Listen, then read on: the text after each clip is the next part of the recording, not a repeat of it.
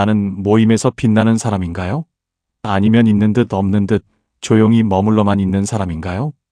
노후의 모임에서 유독 저분은 참 사람을 끌어당긴다는 인상을 주는 분들이 있습니다. 겉으로 보이는 화려함 때문이 아니라 말 한마디와 표정 하나에 담긴 기운이 다르기 때문입니다. 그런데 안타깝게도 많은 분들이 이렇게 말하곤 합니다. 나는 원래 조용한 성격이라서 저런 건 젊을 때나 가능한 거지라고요. 하지만 어느 날 한 분의 이야기를 들으며 생각이 달라졌습니다. 늘 말없이 구석에 앉아 계시던 분이 있었는데 어느 날부터 모임의 분위기를 편안하게 이끌며 중심이 되어 계셨습니다. 사람들은 그분의 변화를 신기해했고 그분은 조용히 웃으며 말했습니다. 나이 들었다고 변하지 말라는 법은 없잖아요. 이 작은 이야기 하나만으로도 알 수 있습니다. 나이가 들수록 주인공이 되는 힘은 타고난 성격보다 태도에 더 가깝다는 사실을요. 그런데 많은 전문가들은 같은 말을 합니다. 노년층의 사회적 관계 만족도는 건강이나 경제 수준보다 모임 속 존재감과 더 깊은 관련이 있다고요. 실제로 모임 안에서 자신이 어떤 사람으로 인식되는지에 따라 외로움과 우울감이 크게 달라진다는 연구도 있습니다. 그렇다면 질문이 하나 생깁니다. 우리는 어떻게 해야 나이 들어서도 사람들 사이에서 자연스럽게 중심을 잡고 존중받고 함께 있고 싶은 사람이 될 수 있을까요? 구독과 좋아요를 눌러주세요. 오늘 좋은 일이 생길 거예요. 나는 빛나는 사람이다. 댓글로 남겨주세요. 정말 그렇게 될 거예요. 이제 본격적으로 이야기해 보겠습니다. 나이가 들어도 모임에서 자연스럽게 주인공이 되는 5가지 태도. 그 첫 번째부터 살펴보겠습니다. 첫 번째 태도. 건강한 활력은 나이와 상관없이 사람을 빛나게 만드는 가장 기본적인 힘입니다. 얼굴빛이 환하고 걸음걸이에 탄력이 실려 있는 분들은 말 한마디 하지 않아도 이미 분위기를 환하게 만드는 존재가 됩니다. 그런데 많은 분들이 건강을 아프지 않기만 하면 된다고 생각합니다. 하지만 진짜 건강은 병이 없다는 뜻이 아니라 삶 전체에서 흘러나오는 생명력에 가깝습니다. 아침에 눈을 뜰 때 몸이 가볍게 일어나는지, 대화를 나눌 때 집중이 되는지, 표정에서 밝음이 묻어나는지 같은 것들이 바로 그 생명력의 신호입니다. 나이가 들수록 이런 작은 신호들은 사라지는 것이 아니라 더 세심한 관리 속에서 얼마든지 되살릴 수 있습니다. 문제는 많은 분들이 활력을 유지하는 방법을 너무 어렵게 생각한다는 점입니다. 큰 운동을 해야 할 것 같고, 식단을 극단적으로 바꿔야 할 것 같고, 일상을 엄격하게 조절해야 할 것 같기 때문입니다. 이런 부담감은 오히려 시도를 막습니다. 사실 활력을 만들어내는 힘은 아주 사소한 행동에서 시작됩니다.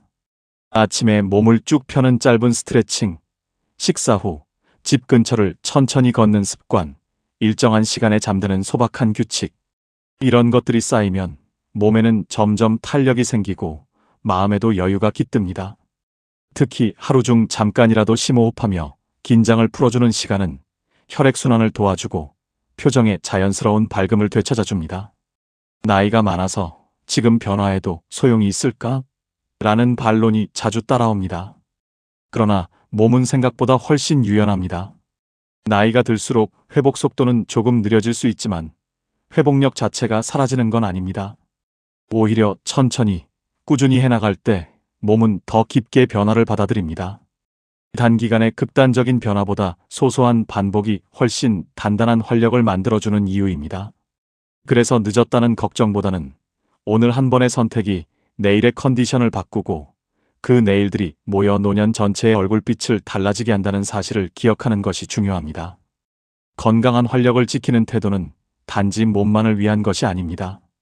활력이 있는 사람은 자연스럽게 주변 사람들에게 밝은 기운을 전하고 모임에서 말하는 작은 한마디에도 힘이 실립니다. 상대는 그 기운을 감지하고 더 믿음이 가는 사람, 더 함께 있고 싶은 사람이라고 느끼게 됩니다. 그래서 건강을 돌보는 일은 단순히 나를 위해서가 아니라 내 삶의 관계와 모임에서의 존재감까지 지켜주는 가장 확실한 투자입니다. 몸이 편안한 사람은 표정이 부드럽고 표정이 밝은 사람은 자연스럽게 중심이 됩니다. 이렇게 활력은 모임 속에서 주인공이 되는 첫 번째 조건이 됩니다.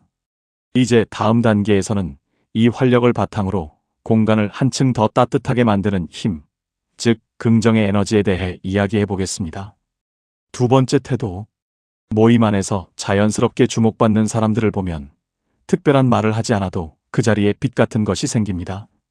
그 빛은 화려한 외모나 큰 목소리가 아니라 상대를 편안하게 만드는 긍정의 에너지에서 나옵니다. 사람은 누구나 본능적으로 따뜻함과 밝음을 향해 움직입니다.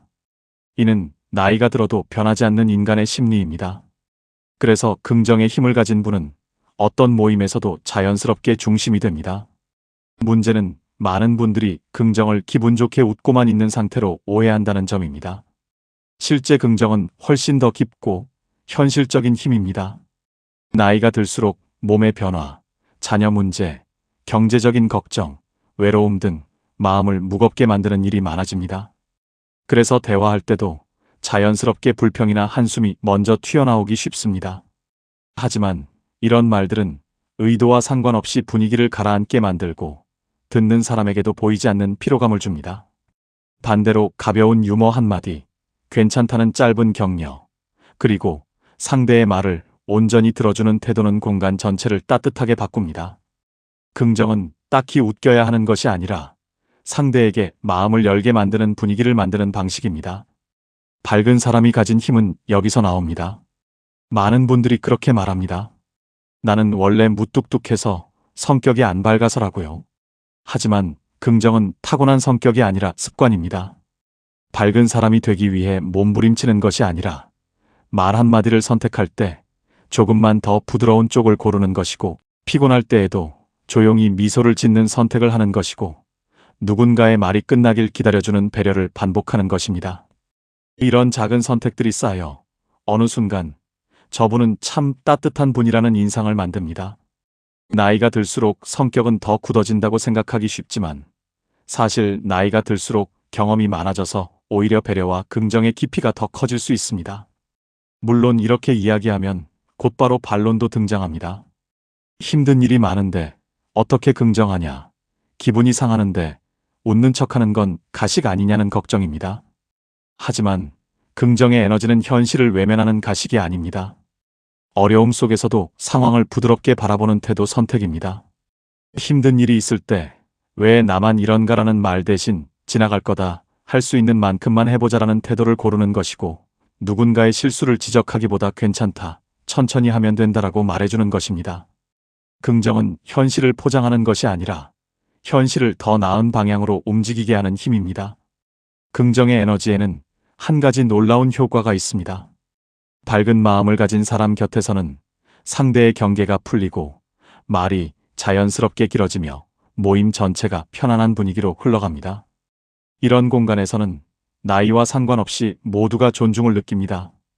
그리고 사람들은 이런 공간을 만들어주는 사람을 자연스럽게 더 찾게 됩니다. 말수를 많이 하지 않아도, 자리에 오래 앉아있지 않아도 그 사람이 있다는 것만으로 전체의 분위기가 단단해지는 느낌이 생깁니다. 이렇듯 긍정은 모임의 공기를 바꾸는 가장 강력한 힘이며, 그 힘을 가진 사람은 자연스럽게 중심이 됩니다. 건강한 활력 위에 긍정의 기운이 더해지면 상대는 그 사람을 신뢰하고 더 가까이 있고 싶어집니다.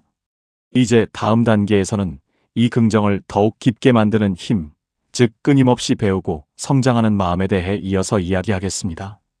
세 번째 태도. 모임에서 자연스럽게 주목받는 사람들은 대체로 한 가지 공통점을 지니고 있습니다. 그들의 일상에는 늘 새로운 것이 있습니다. 작은 변화라도 꾸준히 받아들이는 사람은 표정에 생기가 있고 말할 때도 생동감이 느껴집니다. 반면 배움을 멈춘 사람은 시간이 지나면서 생각이 굳고 대화의 폭도 점점 좁아지기 쉽습니다. 나이가 들수록 새로운 것을 배우는 일은 단순한 취미를 넘어 삶을 계속 앞으로 흐르게 만드는 힘이 됩니다. 그래서 배움의 끈을 놓지 않는 사람은 모임에서 자연스럽게 중심이 되고 주변 사람들에게도 긍정적인 자극을 주는 존재가 됩니다. 하지만 많은 분들이 이렇게 말합니다. 이 나이에 뭘 또 배우겠어. 이제는 나보다 젊은 사람들도 따라가기 힘든데라고요. 이런 생각은 자연스럽지만 사실 나이와 배움은 전혀 상관이 없습니다.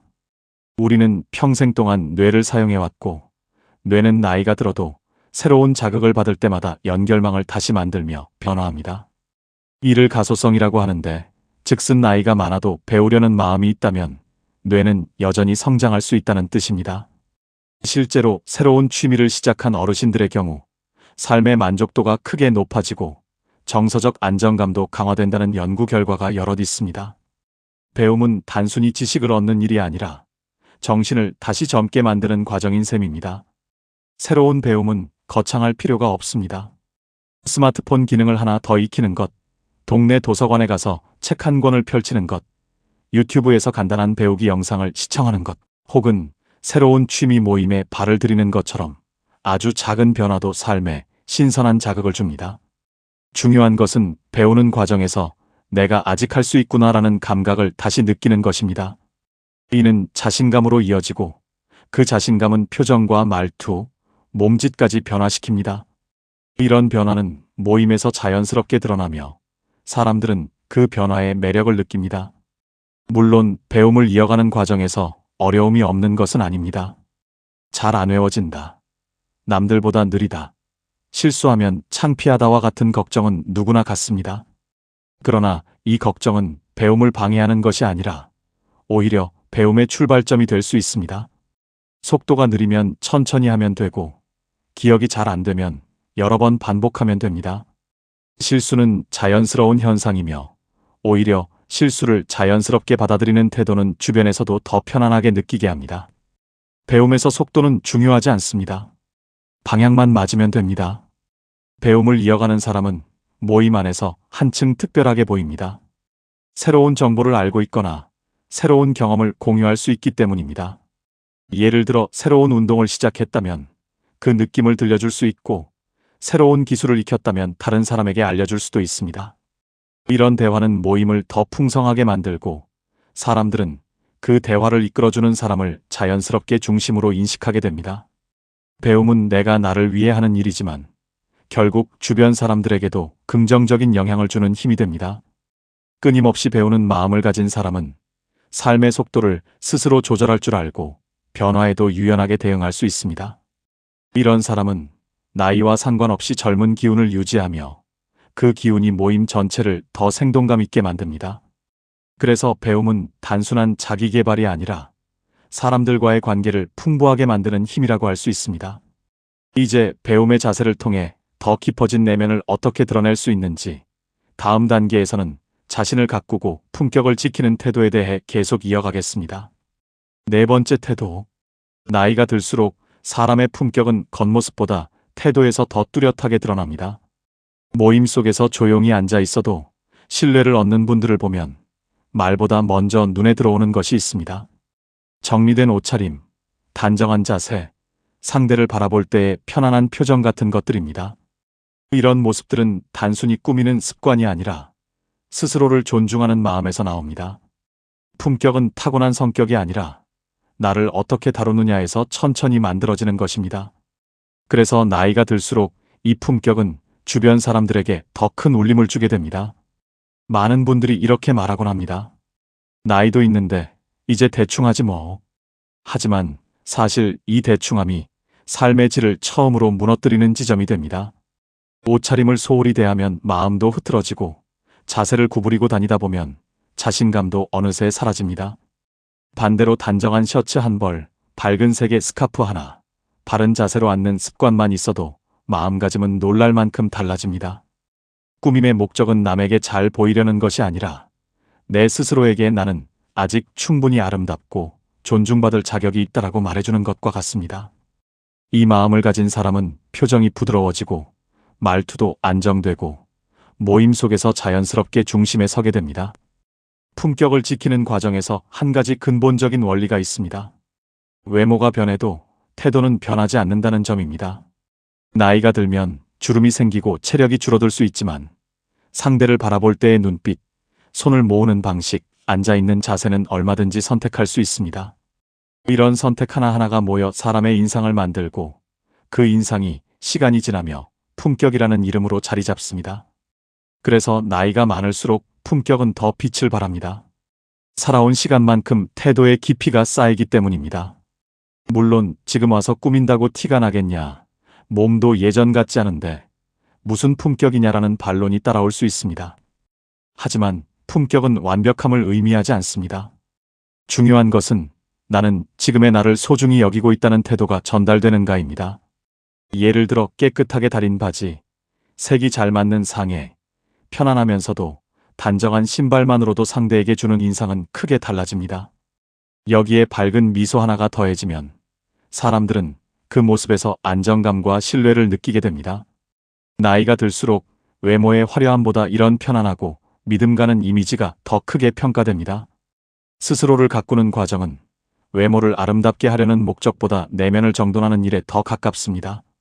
옷을 정리하며 마음을 가다듬게 되고, 몸을 곧게 펴면 생각도 곧아지고, 밝은 표정을 지으면 감정이 정리됩니다.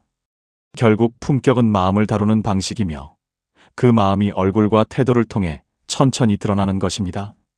그래서 자신을 가꾸는 태도는 모임 속에서 가장 조용하지만 가장 강력한 존재감이 됩니다.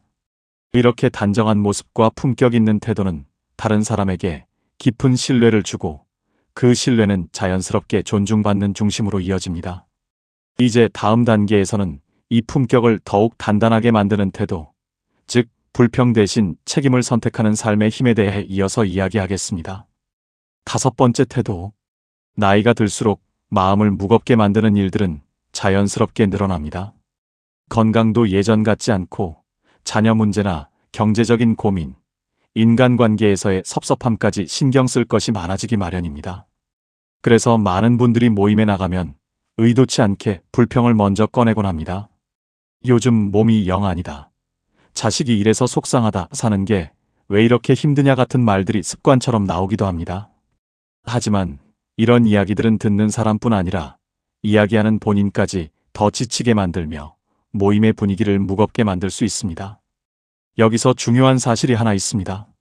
사람들은 불평을 많이 하는 사람보다 어려움 속에서도 책임을 선택하는 사람에게 더 깊은 신뢰와 존중을 느낀다는 점입니다. 책임을 선택한다는 것은 상황이 완벽하다는 뜻이 아닙니다. 오히려 완벽하지 않은 현실 속에서도 내가 할 수 있는 선택을 스스로 찾아가려는 태도에 가깝습니다. 이 나이에 무슨 책임이냐라고 말할 수도 있지만 책임이라는 단어를 조금 다르게 바라보면 이야기가 달라집니다. 책임은 거창한 의무가 아니라 내 감정, 내 일상, 내 삶을 내가 스스로 이끈다는 작고 단단한 마음입니다. 아침에 일어나 오늘 하루는 내가 만들어간다라고 생각하는 것, 몸이 불편하더라도 할 수 있는 만큼 움직이는 것, 누군가의 말에 상처를 받아도 감정을 조절해 보려는 시도 같은 것들이 바로 책임의 다른 얼굴입니다. 이런 태도는 나를 단단하게 만들고 주변 사람들에게도 안정감을 줍니다. 반론은 늘 존재합니다. 불평할 일이 많은데 어떻게 아무 말도 하지 않고 참느냐, 속상한데 속상하다고 말도 못하냐라는 마음은 아주 자연스럽습니다. 하지만 책임을 선택하는 삶은 감정을 억누르라는 뜻이 아닙니다. 오히려 감정을 진행시키지 않는 방식에 가깝습니다. 속상한 일이 있을 때 그 감정을 있는 그대로 인정하되 그것을 사람들 앞에서 계속 풀어놓지 않는 힘. 누군가에게 짐을 지우기보다는 스스로 마음을 가다듬고 정리를 해보겠다는 선택. 이것이 책임의 본질입니다. 이렇게 감정을 다루는 사람은 상대에게 편안함을 주고 그 자체로 신뢰를 얻게 됩니다. 책임을 선택하는 태도에는 한 가지 놀라운 효과가 있습니다. 상황이 크게 달라지지 않았어도 사람이 먼저 변하면 그 변화를 따라 주변의 분위기가 바뀐다는 점입니다. 불평을 멈추는 순간 말투가 달라지고, 말투가 달라지면 표정이 달라지고, 표정이 달라지면 관계가 달라집니다. 사람들은 어떤 어려움 속에서도 자신의 자리를 지키며 담담하게 살아가는 사람에게 깊은 존경을 느낍니다. 모임에서도 마찬가지입니다. 늘 문제를 이야기하는 사람보다 조용히 자신의 하루를 책임지고 살아가는 사람이 훨씬 더 중심이 됩니다. 이 태도는 앞서 이야기했던 건강, 긍정, 배움, 품격까지 모두 하나로 묶어주는 마지막 연결고리입니다. 내 삶을 내가 이끈다는 마음이 있어야 건강을 돌볼 수 있고 긍정을 유지할 수 있으며 새로운 것을 배울 힘도 생깁니다. 품격 있는 태도 역시 자기 삶에 대한 책임에서 시작됩니다. 책임을 지는 사람은 말이 무겁고 행동이 다르며 자연스럽게 모임에서 신뢰받는 어른이 됩니다. 이제 마지막으로 이 5가지 태도를 어떻게 하나의 삶으로 엮어갈 수 있는지 결론에서 차분히 정리해 보겠습니다. 태도로 빛나는 사람이 되는 것. 나이를 먹는다는 것은 서서히 세상의 중심에서 멀어지는 일이 아니라 오히려 삶의 중심을 나 스스로에게로 되돌리는 과정에 가깝습니다. 오늘 이야기한 5가지 태도는 거창하거나 특별한 능력이 필요하지 않습니다.